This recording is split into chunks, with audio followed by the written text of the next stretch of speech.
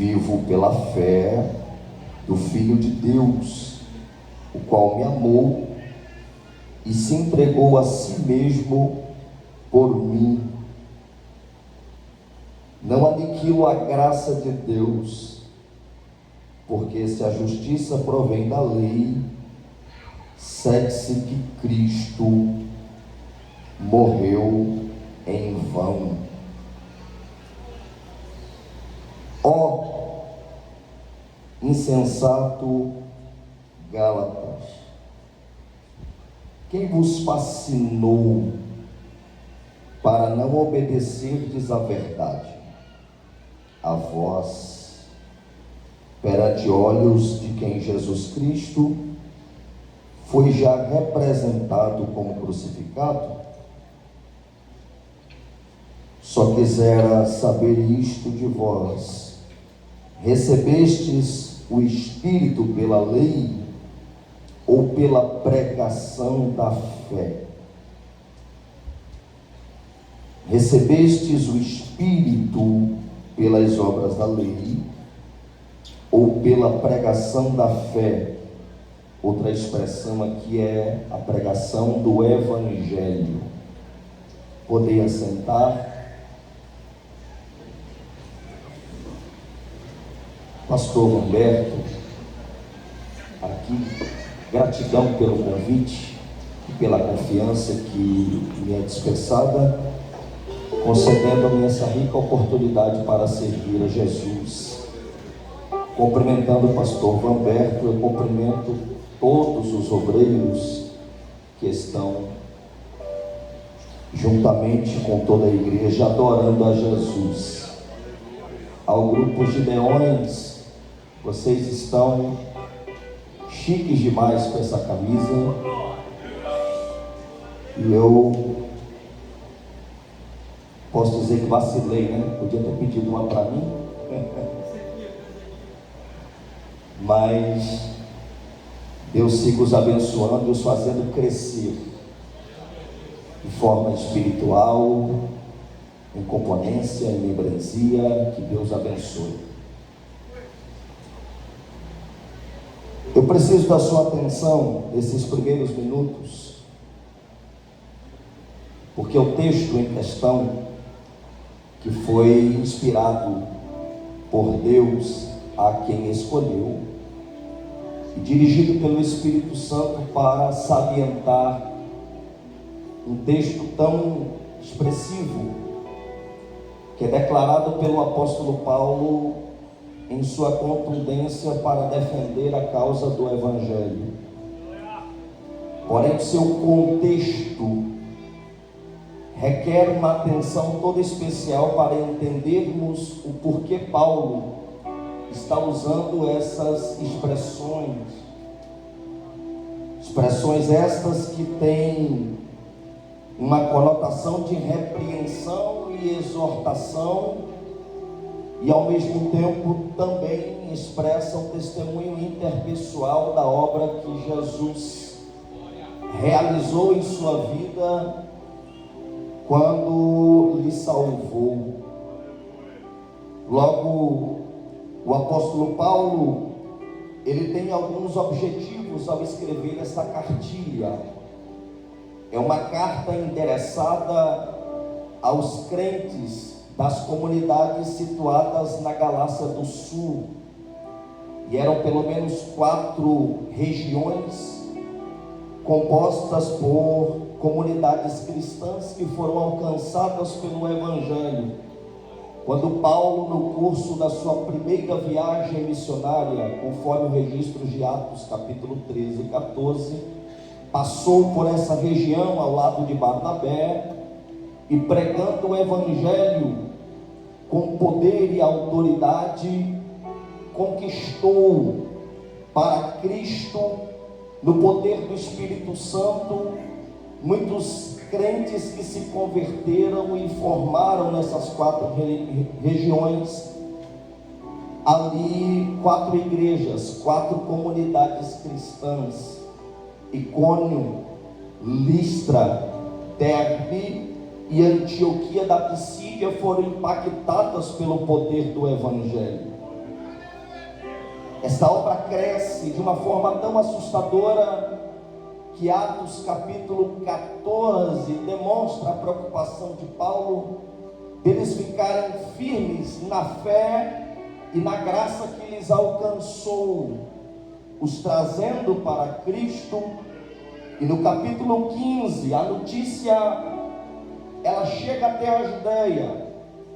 Quando a notícia se espalha na Judeia, os cristãos judaizantes da classe dos fariseus ficam, entre aspas, alegres pelo crescimento da obra, mas incomodados, porque eles estavam num rito fora da sua concepção, que ainda era entender que a salvação se daria pela lei e não pela obra de Cristo na cruz do Calvário. Esses fariseus que agora estão introduzidos no seio da igreja, eles saem da Judeia e eles viajam até a Galácia do Sul e percorrem por toda essa região, Derbe, Icônio, Listra e a Galácia, dizendo que para se salvar eles teriam que se circuncidar, cumprir os ritos da lei mosaica e andar segundo o curso da lei.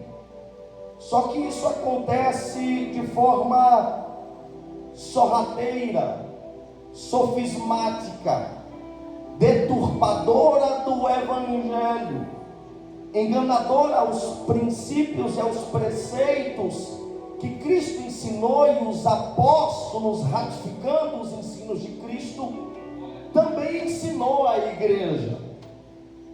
Eles agora estão permeando por toda essa região, propagando um evangelho falso, falsificado, deturpado, a ponto de chegar ao conhecimento do apóstolo Paulo e Barnabé. E diz o próprio apóstolo Paulo que as palavras que eram pregadas por esses fariseus, que tinha aparência de verdade, mas era mentira, tinha aparência de evangelho, mas era um próton ou um falso evangelho. Até Barnabé deixou-se ser seduzido por um certo momento.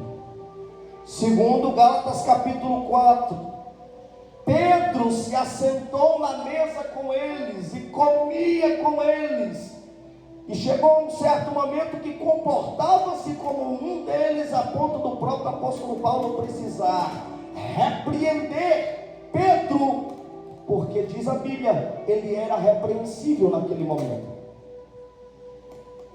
As palavras eram doces, mas produzia no coração deles a amargura de um fel do evangelho falsificado,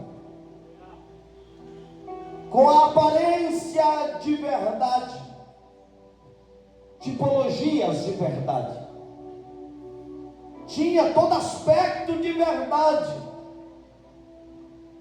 mas era mentira e engano para deturpar a essência do evangelho que Cristo ensinou. Então Paulo, inspirado pelo Espírito Santo, despertado por Deus, ele vai fazer uma vistoria ao lado de Barnabé, uma vistoria, e ele vai entender que o que estava sendo ensinado estava deturbando os irmãos do caminho da verdade e os levando para a mentira. É nesse momento que Paulo, ele começa a escrever, a redigir essa carta para defender o seu apostolado, para defender a causa do evangelho e para trazer luz à verdade que estava sendo deturpada, para combater as heresias e as mentiras, porque a mentira ela só pode ser condenada quando a verdade do Evangelho chega. Estou começando bem devagarzinho, eu estou fazendo questão de te explicar de forma minuciosa para entrar nos pontos mais críticos e pontuais da mensagem, e de uma forma que você entenda. Paulo então começa a escrever o capítulo 1, demonstrando a autoridade do seu apostolado. Paulo, a partir do capítulo 1 e do versículo de número 4, ele faz questão de dizer que não é a lei que salva o homem, mas sim a obra de Cristo na cruz, morrendo por nós, e o seu sangue nos redimindo dos nossos pecados. Trazendo à luz essa verdade, pastor Vanberto, o apóstolo Paulo traz uma exortação no versículo 6, quando ele diz: eu fico maravilhado acerca de vocês, ó Gálatas, que tão depressa,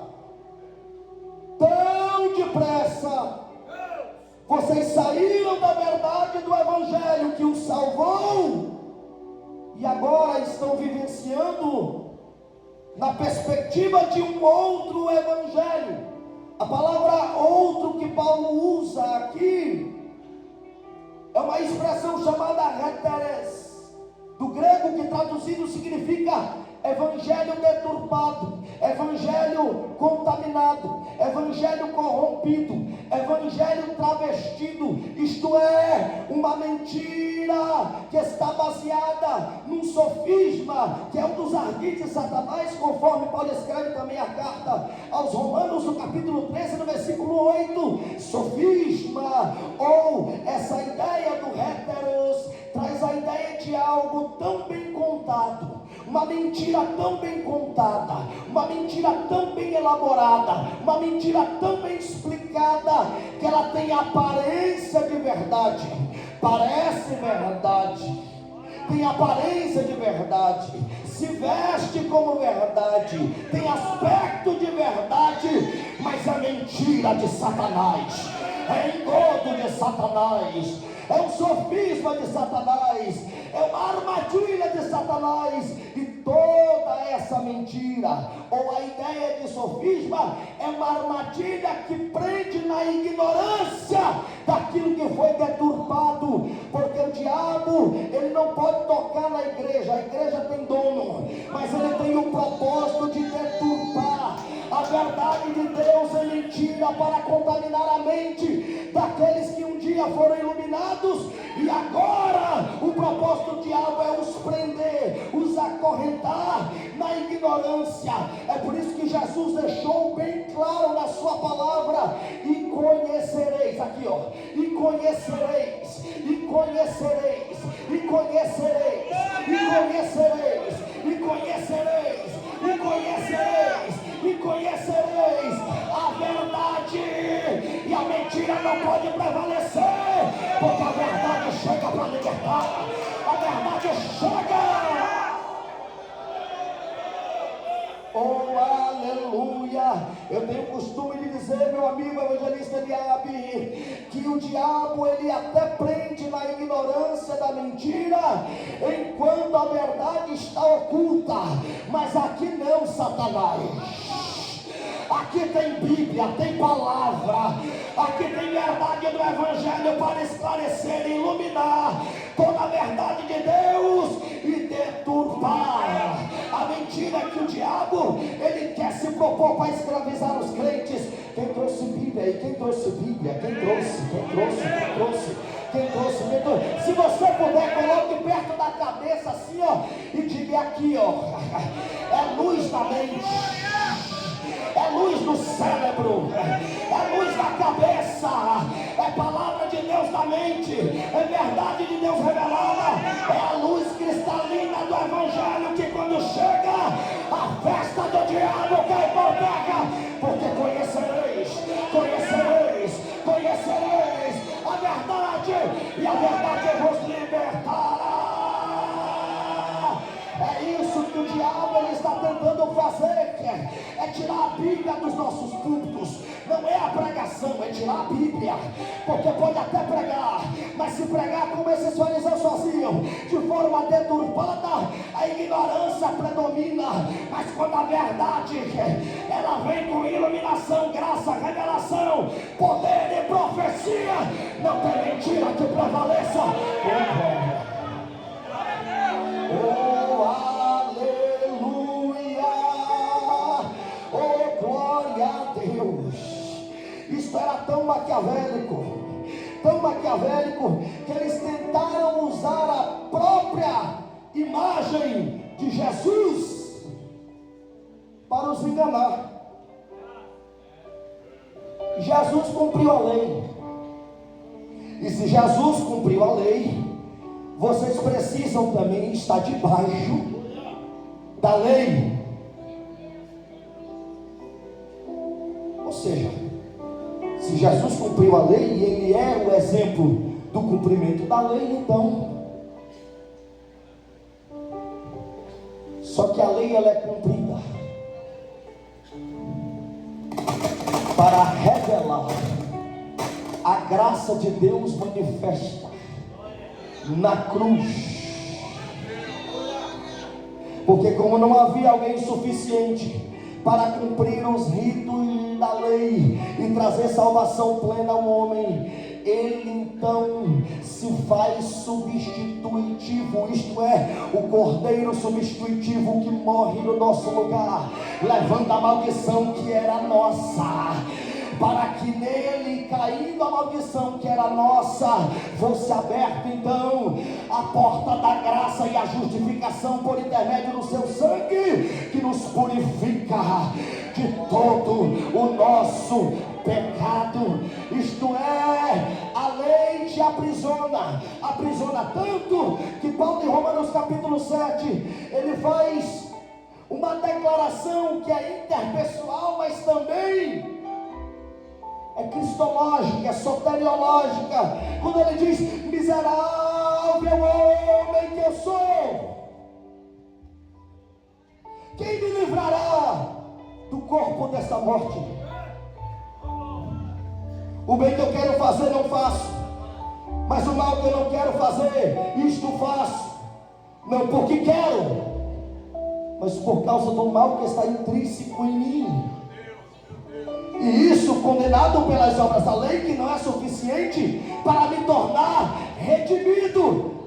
Aí ele diz: miserável, orai, miserável. Eu gosto desse termo aqui, porque quando ele diz miserável, ele está usando uma expressão que é do próprio Império Romano, segundo a sua língua natalícia.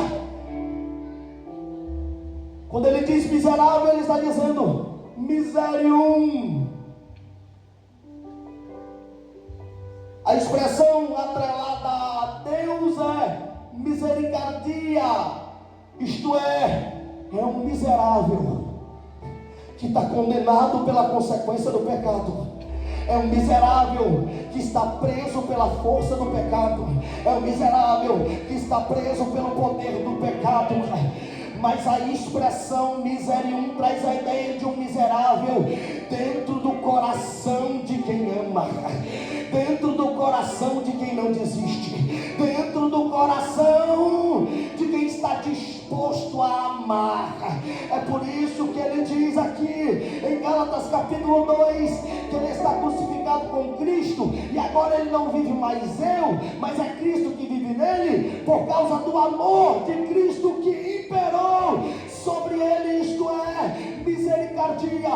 Eu era um miserável, mas Jesus na cruz me colocou dentro do seu coração e me amou para que as minhas misérias fossem redimidas pelo seu amor e pela sua graça, pelo seu amor e pela sua graça. Agora pegue na mão de alguém aí, pegue na mão de alguém aí, pegue na mão de alguém aí, pegue na mão de alguém aí e diga para ele: se fosse pela lei, diga, se fosse pela lei, seria um conceito meritório, porque a lei sendo cumprida, efetiva a salvação pela lei. Só que ninguém conseguiu cumprir a lei, Diga para o seu irmão: todos pecaram e destituídos estão da glória de Deus. Diga: mas o que a lei não cumpriu, a graça se revelou, a graça se manifestou, a graça superabundou. Onde abundou o pecado, vai e superabundou a graça, a graça, a graça, a graça. Levante a mão quem foi salvo pela graça. Adore a Ele quem foi salvo pela graça. Glorifique a Ele quem foi salvo pela graça.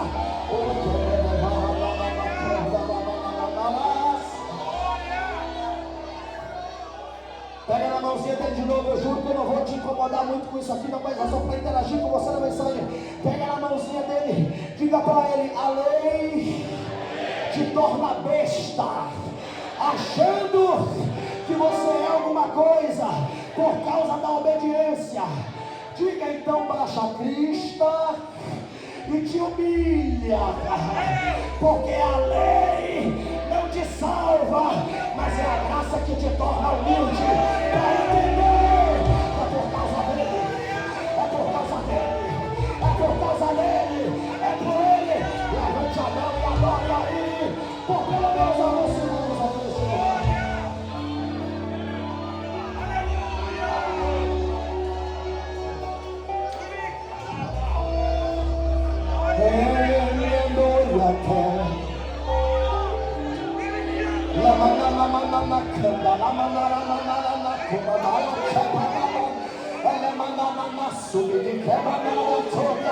Enquanto a lei quer empinar o meu nariz, achando que eu sou alguma coisa assim como os fariseus se comportavam, a graça baixa a minha crista e vai fazer eu me humilhar, me humilhar, me humilhar, me humilhar, me humilhar, a ponto de eu compreender que é me humilhando que ele me levanta, que é na humilhação que ele me salva.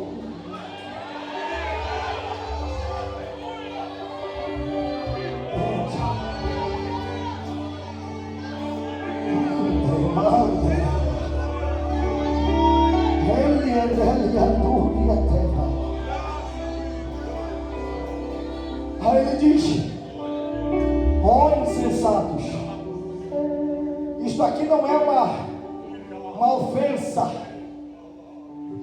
não é ofensivo, é uma repreensão de um pai que gerou um filho, e para não perdê-lo tem que exortá-lo com veemência. A prova disso é que Paulo usa, no contexto do capítulo 3, Paulo chama os Gálatas de filhinhos, e a expressão dita por Paulo ali é uma palavra grega chamada teknia, que traduzindo traz a ideia de filho das entranhas, filho gerado. Paulo está dizendo para eles: eu gerei vocês com dores nas minhas entranhas quando eu preguei o evangelho com sofrimento. Paulo, quando chega à região de Icônia, Listra e Derbe, segundo os historiadores dizem, e a confirmação disso em Gálatas capítulo 4, ele chega enfermo, doente, mas nem a enfermidade diante da urgência da causa do evangelho me deixou acamado. Ele se levantou, entendendo que mesmo doente, a obra de Deus é prioridade, então eu vou pregar.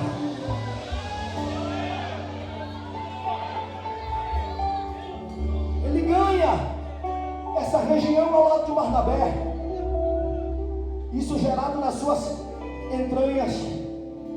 Teknia, a expressão ali é alguém que foi gerado com dor. E como Paulo é o pai espiritual deles, Paulo então vai exortar como o pai exorta o filho para não se perder. A expressão hebraica traz a ideia de um chuvar. Estou usando o hebraico, apesar do Novo Testamento ser grego, porque a condenação, a deturpação aqui vem por parte dos fariseus,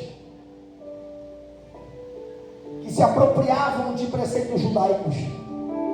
A expressão chuvar traz a ideia de repreensão, trazendo para perto, não deixando o lobo devorar. A ideia aqui, pastor Vanberto, é o pastor ou um pai que com a vara de disciplina, porque Deus te fere, mas Ele não te perde. O pastor vem com a vara da disciplina, vendo que a ovelha está se perdendo, que a ovelha está se desgarrando, vendo que os crentes da Galácia do Sul estavam indo para o caminho errôneo, para o caminho que os destinaria ao inferno pela desobediência e deturpação do Evangelho. A ideia paternal ou pastoral aqui é pegar o cajado e puxar para perto.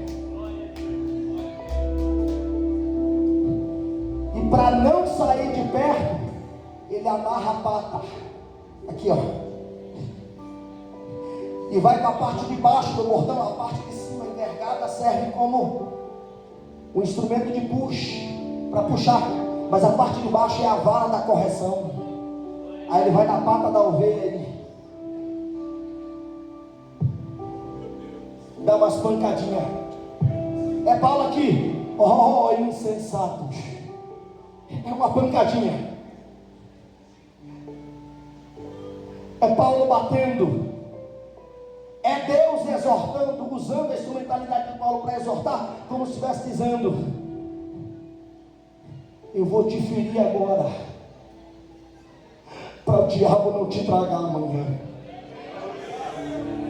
Eu estou permitindo essa dor agora, para você não sofrer na mão do diabo pela consequência do que ele quer fazer amanhã.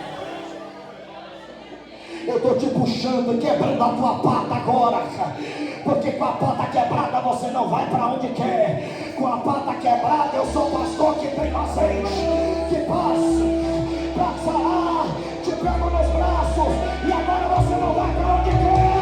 Você vai nos meus braços, você vai nos meus braços, você vai no meu colo, você vai nos meus braços. Levante a mão aí para adorar. Jesus está dizendo para alguém: está doendo, mas você está nos braços do teu Senhor. Está machucando, mas você está nos braços de papai. Levante a mão e adore, adore, adore.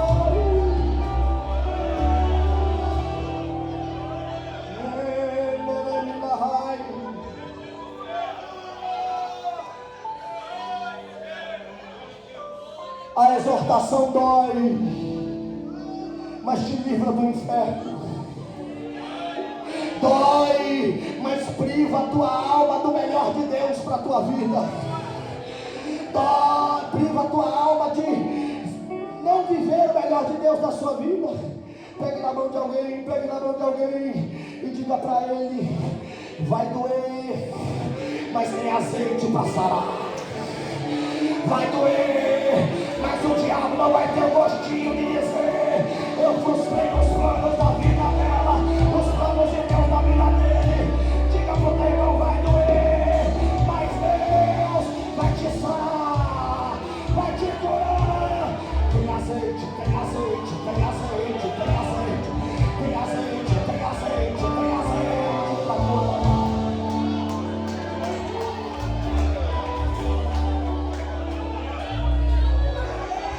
Adore a Ele. Oh, insensato Gálatas. Aí Paulo diz: pela lei eu já estou morto.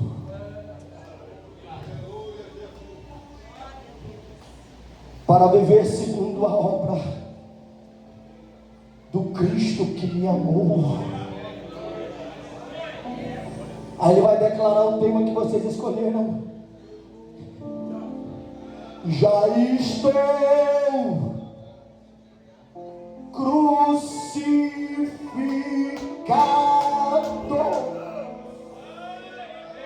Ô cruz poderosa. Não é a cruz do Evangelho Light, não é a cruz do Evangelho Light, Não é a cruz do evangelho male-male. Não é a cruz do evangelho do mimimi. Não é a cruz do evangelho que não confronta, que não afronta, que não liberta, que não transforma. Não é a cruz desse evangelho mesquinho que quer deturpar a graça e desgraça, mas é a cruz que mata o eu, crucifica as vontades. É a cruz de Cristo que chega para transformar, para libertar. Já estou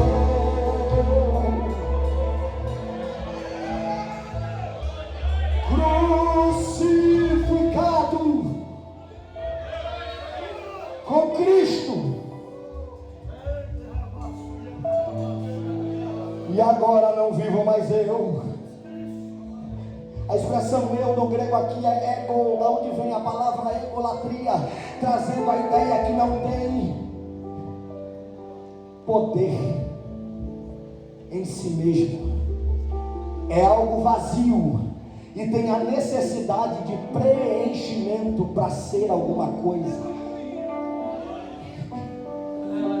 O que é que a cruz faz? A cruz mata o eu vazio, para que a vida de Cristo, a vida de Cristo, a vida de Cristo, a vida de Cristo, a vida de Cristo entre no vazio e comece a encher da plenitude da sua graça, porque sem Ele a gente não passa de um vazio existencial, que não tem alegria plena com absolutamente nada. Mas quando Jesus Cristo chega, Ele enche, Ele enche, Ele enche, Ele enche, Ele enche, Ele enche todo o vazio.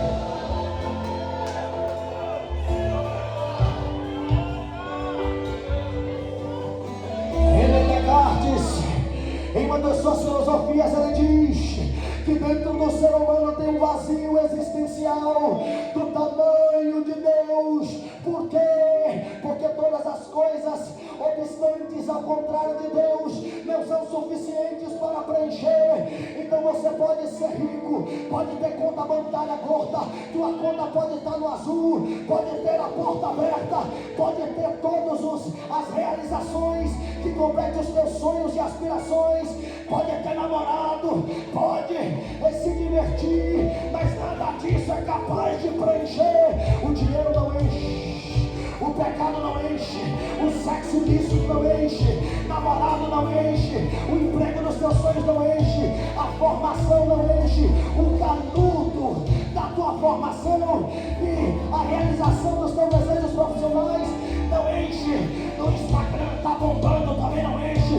Número de curtidas não enche, número de seguidores não enche, ser famoso não enche, ter fama, status, glamour não enche. Em tudo isso, em algum aspecto, em algum plano é bom, mas só é bom se a vida de Cristo reinar, se a vida de Cristo falar. Nada disso enche, mas está escrito: enchei-vos, enchei-vos, enchei-vos, enchei-vos, enchei-vos, enchei-vos, enchei-vos, enchei-vos, enchei-vos do Espírito Santo. Pega na mão de alguém, pega na mão de alguém, pega na mão de alguém, pega na mão de alguém.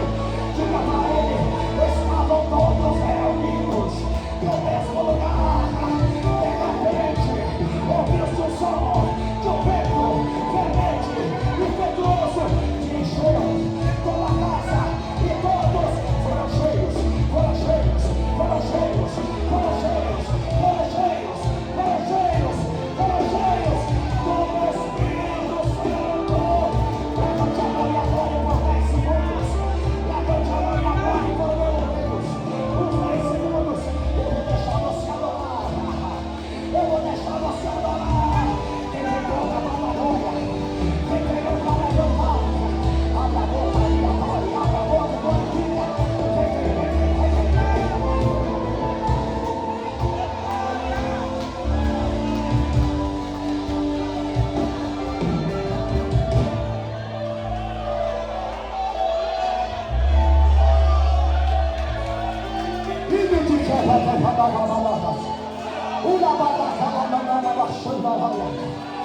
Uma banda comando,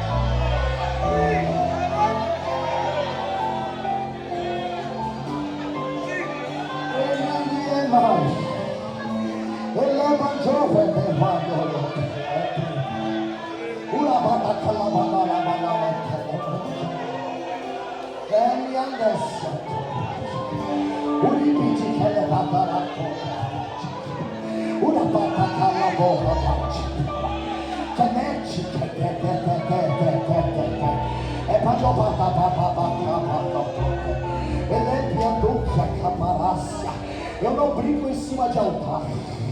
Isso aqui é coisa muito séria. Isso aqui é coisa muito séria. O tempo passa, pastor Humberto. As estações passam, as eras passam, os anos passam, mas a palavra de Deus não passa. Os princípios de Deus são imutáveis.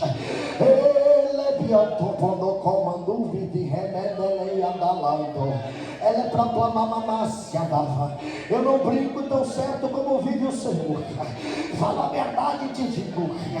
Vigiai, vigiai, vigiai. E Deus já tem ministrado isso ao teu coração de forma contundente nesses últimos dias. Vigiai, vigiai, vigiai. Porque tem propostas chegando, e propostas que não têm a minha aprovação, propostas que vêm com sinalização vermelha.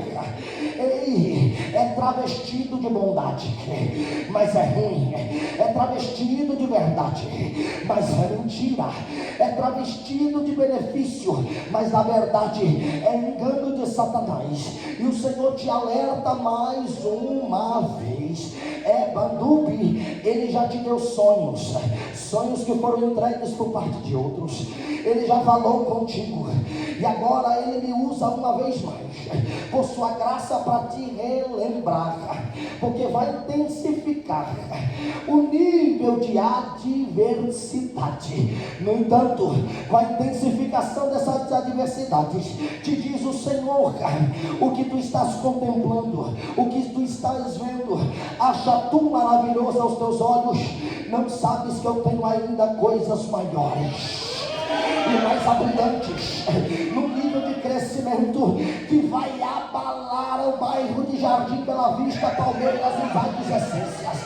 Eu não vejo essa igreja, os gideões, os jovens, as irmãs vestidas com as roupas que estão espiritualmente. Deus me mostra exércitos marchando pela rua de Jardim Bela Vista, pregando o evangelho com poder e autoridade. E te prepare para o impacto. Causará inveja, causará incômodo, causará disse, causará línguas, falatórios, língua batendo nos dentes, causará, mas já tem uma arma poderosa da parte do meio, e o escudo da fé que os protege. E assim diz o Senhor: deixa falar, porque o dono da casa é Deus, o dono da obra é Deus, Ele é o Senhor da seara. E o Senhor manda te dizer uma vez mais: te prepares para o crescimento que eu vou produzir. Eu não sei como é que tu vai fazer, mas vai precisar crescer ainda mais, porque Deus é o Senhor dessa obra. Se é meu, não tem nada, mas se é de Deus, receba agora revestimento de poder, de graça, de autoridade. Agora.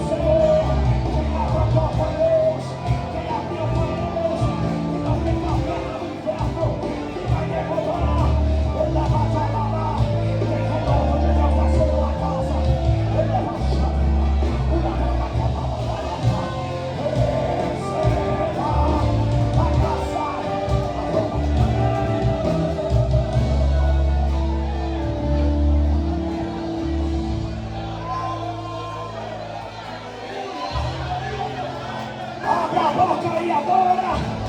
10 segundos de adoração.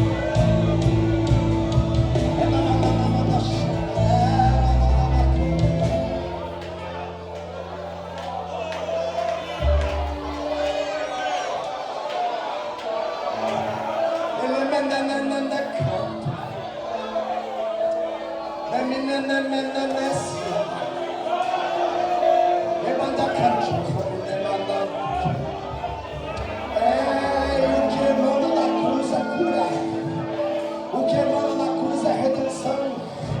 O que emana da cruz é justificação.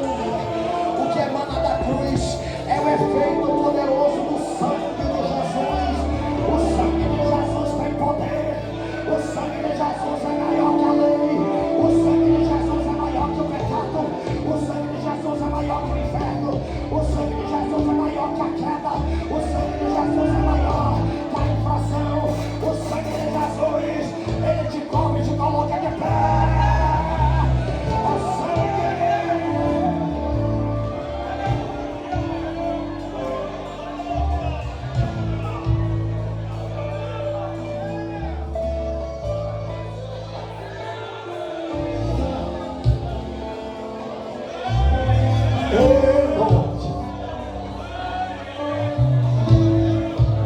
Pastor Alberto, eu sei que o senhor está no momento de espiritualidade aqui. O senhor me autoriza a fazer algo que Deus mandou.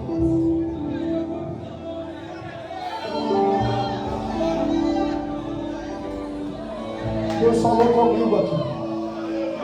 Vai ter que arrastar esse negócio. Só quem precisa mais de Deus.